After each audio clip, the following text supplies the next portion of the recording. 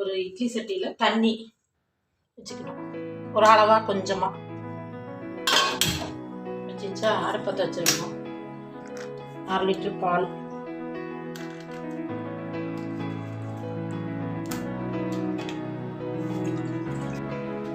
அடுத்தது சீம்பால் 1 லிட்டர்,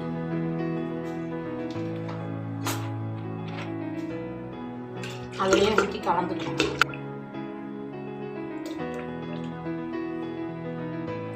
சர்க்கரை 2 டம்ளர், இந்த டம்ளர்ல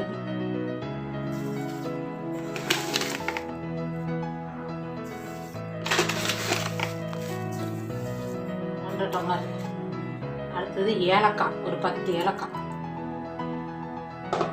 அடுத்தது மிளகு பொடி கொஞ்சம், சும்மா கொஞ்சம், ஒரு கரண்டி எடுத்து இப்படி கிண்டணும்.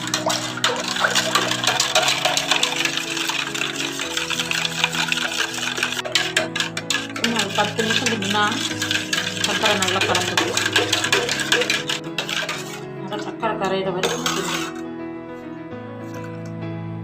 கரைஞ்சிச்சு. இது தண்ணிக்குள்ள இறக்கி வச்சு மூடி போட்டு இட்லி மூடி வச்சு மூடிடணும். ஒரு அரை மணி நேரம் வேக விடணும். நல்லா ஆறணும், ஒரு 20 நிமிஷம் ஆறணும். ஆட்டி அப்புறமே பீஸ் பண்ணணும். சீம்பால் ரெடி.